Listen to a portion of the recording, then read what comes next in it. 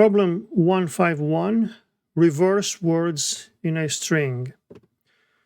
Right, so we have a string, and here what we have to do is just reverse the string.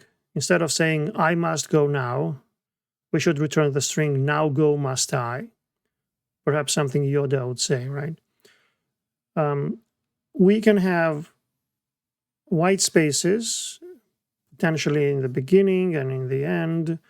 Also, in the between the words, we can have any number of white spaces in the original string, but in the final string, we have to have words separated with a single white space, right? So it doesn't matter how many white spaces were there in the original sentence. We should have no trailing white space, what is this called? No initial white space and no trailing white space. No leading white space and no trailing white space, right? And then single white space between the words. Yeah, that's what they want us to do. So let me get rid of this.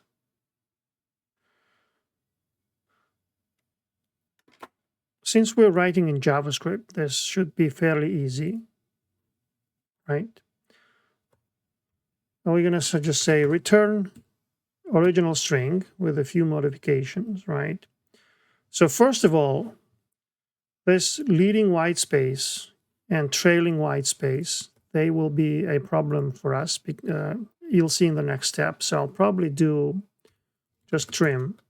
Trim will just remove both leading and trailing white space from it. It won't do anything with a white space in the middle. So we'll just get rid of this initial white space, but these two space characters will remain.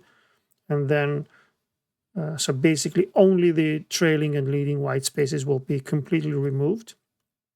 Now we can split this, and we can split it using a regular expression. Take a white space character, this one,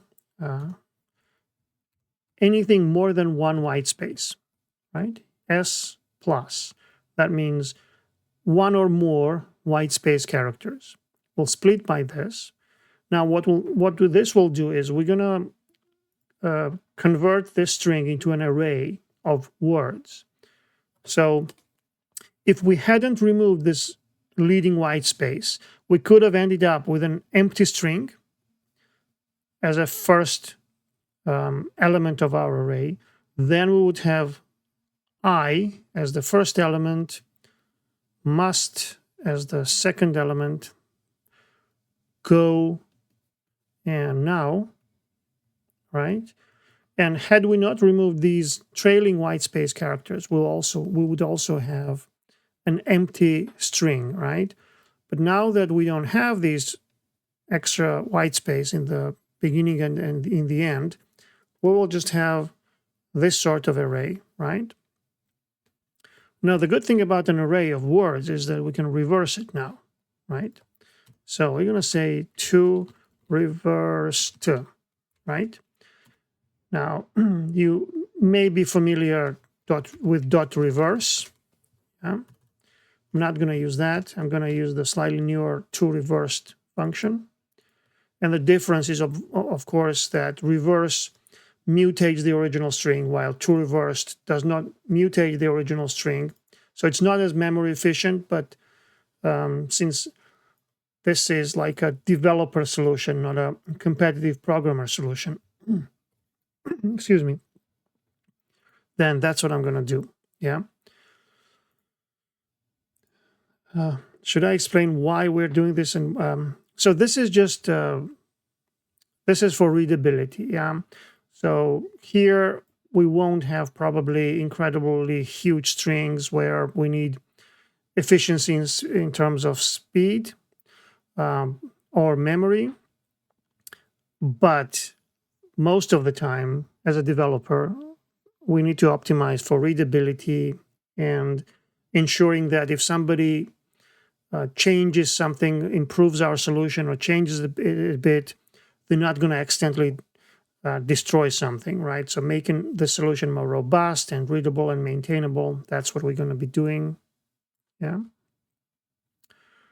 Right, so we reversed it. Now we're going to join it back up with single white space, right?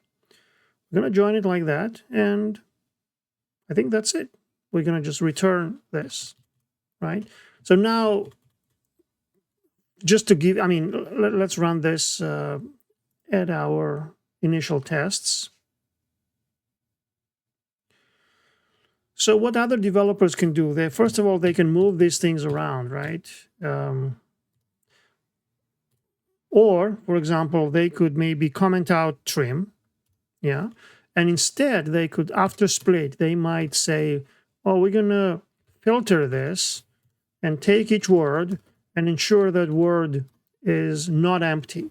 So it's not equal to an empty string, which you can safely remove that. Yeah, you could do that. That would also get rid of all of the empty strings, not just one in the beginning and in the end, but also anywhere in the middle. So this is slightly too much. I don't like it because I think this is more efficient because we know that there will be potentially, what matters is empty, white space, the leading and trailing white space. That's the only white space that matters.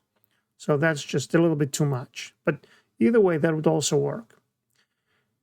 That was just me mumbling about why I'm writing this in this type of way, which is, let's say, more readable and maintainable and all of this stuff. Okay, so we beat 80% of solutions in speed and 83% in memory efficiency. That's fine.